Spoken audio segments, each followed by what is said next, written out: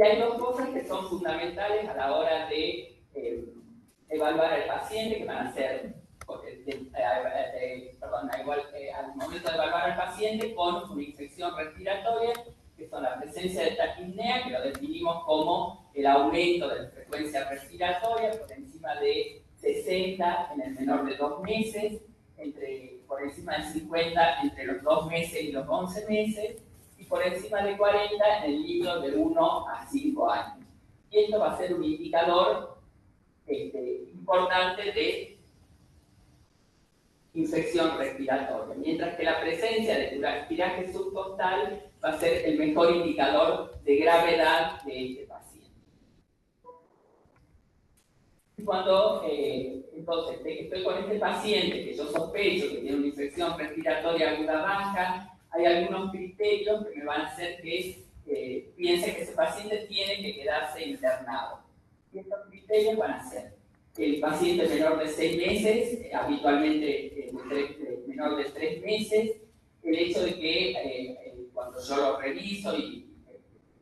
tomo los parámetros vitales, encuentro que está hipóxico, con hipoxemia, un estado toxo-infeccioso, una dificultad respiratoria grave, el paciente que tiene una enfermedad de base, por ejemplo, un paciente con una enfermedad neuromuscular, un paciente con una parálisis cerebral, o el paciente con enfermedades pulmonares previas como displasia broncopulmonar, una enfermedad pulmonar crónica, el paciente que presenta intolerancia en la vía oral y por lo tanto no puedo iniciar un tratamiento por vía oral, salvo como alternativa el uso de la ceftriaxona intramuscular, la dificultad para alimentarse, que me pueden hacer que este paciente vaya desmejorando en el curso de las horas de no poder alimentarse y recibir líquidos por vía oral, el antecedente de haber presentado apneas, que eso es algo importante a recabar con los padres, con el cuidador, sobre todo en los niños más pequeños, y que muchas veces depende de obstrucción de la vía aérea superior por secreciones, pero bueno, es importante tenerlo en cuenta, ¿sí? La mala evolución clínico-radiológica, es un paciente que por ahí ya había empezado un tratamiento vía oral con un antibiótico y ha ido desmejorando a pesar de haber iniciado el tratamiento antibiótico, la presencia de complicaciones como un medio familiar o social que me hagan pensar o dudar de que se pueda cumplir el tratamiento en el domicilio. Entonces, estoy con mi paciente que yo sospecho que tiene una infección respiratoria aguda baja, que está con una neumonía, que no cumple con ningún criterio para que se quede internado, entonces puede hacer su tratamiento ambulatorio. Esto es importante tener en cuenta que no todo paciente que yo sospeche una neumonía tengo que hacerle examen complementario, ¿sí? Si yo estoy, digamos, la radiografía es el gold standard para diagnosticar neumonía, me permite ver la extensión de la neumonía, certificar el diagnóstico, ver qué zona del pulmón está comprometida, pero si yo no cuento con la posibilidad de hacer una radiografía y eventualmente la única que hay que pedir es de tórax de frente, solamente el perfil solicitarlo cuando haya alguna duda diagnóstica. Entonces, si tengo la posibilidad, pido una radiografía, si no, inicio el tratamiento antibiótico. Y por ahí si es un paciente que yo tengo que derivar, tengo la duda diagnóstica ante la sospecha de una infección bacteriana, es fundamental, a pesar de no tener la radiografía, iniciar el tratamiento en forma precoz. Entonces, el paciente que voy a iniciar el tratamiento ambulatorio, se va al domicilio y sí, los días siguientes, las 24 o 48 horas, para ir supervisándolo, para ir viendo la evolución que tiene, si necesita en algún momento internarse o algún otro tipo de intervención. Mientras que el paciente que se tiene que internar, a este paciente sí le voy a pedir una radiografía de tórax para poder evaluarlo al inicio, al ingreso al hospital. No siempre va a ser necesario pedir laboratorio, muchas veces el hemograma, pedimos hemograma y reactante de fase aguda, eritro y PCR, muchas veces no son determinantes de infección bacteriana, por ahí incluso nos dan más dudas, así que no siempre es necesario pedirlo, pero sí, si el paciente se va a internar, es importante la radiografía y la toma de muestra que es lo que se hace en el hospital para poder determinar si estamos ante un cuadro viral, sobre todo para después, posteriormente, ver el tratamiento. Digamos, iniciamos un tratamiento antibiótico y si el paciente tiene un estudio virológico positivo, el antibiótico debe suspenderse y continuar solo con las medidas que necesite, el oxígeno o hidratación de acuerdo al estado del paciente, ¿sí? Hay algunos scores que me permiten sospechar o diagnosticar neumonía bacteriana con mayor certeza, que es el score de Moreno, este score que se hizo en el año 2006, tenía en cuenta algunas variables como temperatura axilar mayor de 39 grados, le daba un puntaje de 3, con edad de 9 meses o menos un puntaje de 2,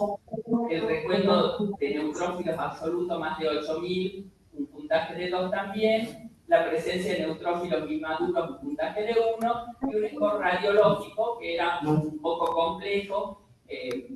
ya te lo voy a mostrar, y todo esto me da una sensibilidad al puntaje mayor a 4, una alta sospecha de neumonía bacteriana, con una sensibilidad del 100%, un valor predictivo negativo del 100%. Es decir,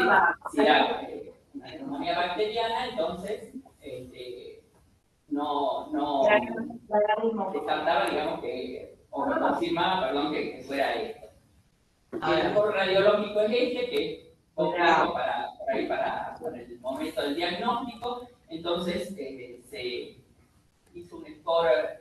modificado, también de Moreno, en el año 2010, y en este score se considera radiografía de tórax con consolidación o derrame pleural, un puntaje de 1, y con otros infiltrados, como para sospechar una infección viral, infiltrados bilaterales, difusos, sin una imagen de condensación. Entonces, la radiografía va a tener un puntaje de 0. Si bien con esto, el puntaje mayor a 3 me hace sospechar neumonía bacteriana, la sensibilidad ha disminuido con esto, pero el valor predictivo negativo sigue siendo alto, y esto me permite descartar, digamos, que si esto es negativo, que sea una infección bacteriana. ¿Alérgico a alguna medicación? No. Entonces, el tratamiento que iniciamos en el paciente ambulatorio menor y mayor de 5 años, empezamos con amoxicilina vía oral a una dosis de 90 miligramos por día cada 12 horas, un buen intervalo de seguro para la administración de la amoxicilina, o amoxicilina con ácido clorhidrato también a 90 miligramos por día cada 12 horas, sabiendo que en el mayor de 5 años tenemos dosis máximas que son de 4 gramos por día para amoxicilina y para amoxicilina con ácido clorhidrato.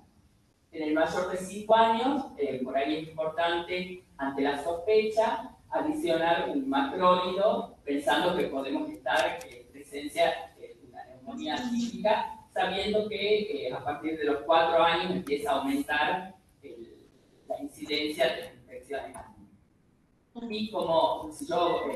pienso que mi paciente tiene una neumonía típica, puedo empezar tratamiento con acitromicina a 10 miligramos kilo día el primer día, y después bajo a 5 miligramos kilo día por 4 días más, una vez al día. Claritromicina 15 miligramos kilo día cada 12 horas, eritromicina 40 miligramos kilo día cada 6 horas. Mientras que si el paciente tiene criterios para internarse y es un paciente que tiene completo su esquema de vacunación, voy a presumir que tiene una neumonía de origen bacteriano, comienzo con ampicilina, 150 a 200 miligramos kilo día cada 6 horas, o penicilina gesónica, 200.000 a 250.000 unidades kilo día cada 6 horas, como alternativa a la ceftriaxona o el cefotaxime, y si sospecho que estoy con un paciente con un estafilococo meticilino resistente, asocio vancomicina o clindamicina. Y el paciente que tiene vacunas incompletas o que estoy en un lugar donde hay resistencia al neumococo, comienzo directamente con ceftriaxona o cefotaxime, asociando vancomicina o clindamicina ante la sospecha de un estafilococo meticilino resistente. Si presumo que es una infección atípica, lo mismo que habíamos dicho para la neumonía ambulatoria, comenzar con acitromicina o claritromicina. La circulación de COVID la semana pasada, que trata de que use barbijo y que tenga alcohol, como resumen, digamos, del tratamiento, si mi paciente estaba en grave estado y yo he requerido tomar hemocúlticos al ingreso, adecuar siempre el antibiótico al antibiograma que ha habido rescate térmico, la duración del tratamiento antibiótico con acitromicina de 5 días y con el resto de los antibióticos 10 días, con los antibióticos en una neumonía bacteriana 10 días, para acitromicina 5, para claritromicina 7 y para eritromicina de 10 a 14 días. Como situación especial, ante la centímetros de paracetamol cada 6 horas no resistente, el tratamiento va a ser más prolongado, de 14 a 21 días. Es importante ir chequeando la evolución del paciente. Estoy haciendo un tratamiento ambulatorio, ver cómo va evolucionando el paciente en el curso de los días y ver si necesita hacer alguna otra intervención si veo que no tiene la evolución esperada. Es fundamental en los pacientes, bueno, el tratamiento de sostén, mantener la hidratación, el paciente que se va a su casa, asegurar de pedirle a la mamá que insista en la toma de líquidos, en que se alimenten bien, administrarle antitérmicos en el momento de la fiebre, no mantenerlos cada 4 o 6 horas, porque si no, por ahí me confunde si el paciente sigue febril o no, si yo le administro en forma seria, digamos, en forma horaria los antitérmicos, usar broncodilatadores en el paciente que tiene a la ocultación sibilancia, enfermedades pulmonares, la instauración de kinesioterapia, que en general no se hace sobre todo en los pacientes internados, no es frecuente indicarlo en los pacientes ambulatorios, y siempre hecha por el profesional que está preparado para eso, sobre todo en los días en que empieza con una tos húmeda y con aumento de las secreciones. Sí es importante, como les decía, asegurarnos e insistirle a la mamá que el paciente en el domicilio se alimente bien, reciba líquidos, mantengamos la vía aérea superior limpia, aspirando a las secreciones, usando solución hipertónica para poder facilitar la extracción de los mocos nasales, sugerirle que el paciente duerma en posición semisentada para poder favorecer una mejor mecánica respiratoria, y bueno, y en el paciente que está internado y lo requiere oxigenoterapia. En los casos de infecciones graves al ingreso a la internación, sí asociar oseltamivir hasta que uno tenga un virológico que me certifique si hay o no virus de influenza, si el paciente está contagiado o no de virus de influenza. Y un poquito lo que les decía al principio cuando hablábamos de epidemiología, insistir en estas cosas, evitar el humo del tabaco, ¿sí? Insistir en la casa con esto, y tener en cuenta que cada 20 segundos un niño muere en el mundo por neumonía. Señorita. Muchas gracias. Con el operativo de Pascua Segura. Muchas gracias, doctora. Vamos a la ronda de preguntas. Una pregunta. Estamos en qué opinión merece usted, porque por ahí cuando hacemos algunos análisis causa-raíz, vemos que cuando tenemos un paciente con neumonía, le agrega casi siempre cortisol. ¿Qué opinión le merece respecto al tratamiento de la neumonía? En realidad, de eso va a depender un poco de la ocultación que tenga el paciente. Si yo tengo un paciente que tiene dificultad respiratoria y no tiene sibilancia, la administración de corticoides creo que no es necesario, ¿sí? En el caso de la sibilancia, donde yo sospecho que hay edema de las paredes bronquiales por la misma inflamación viral, que tampoco estamos hablando de una bronquiolitis, ¿sí? sabemos que el corticoide no está indicado en la bronquiolitis, puedo asociarlo en ese caso, pero en una neumonía bacteriana, donde el paciente solo tiene una clínica de restricción, que necesita oxígeno, está con tiraje, pero a la ocultación, yo en la radiografía veo una imagen de condensación y a la ocultación tiene signos claros de neumonía, la indicación de corticoides creo que no es la adecuada.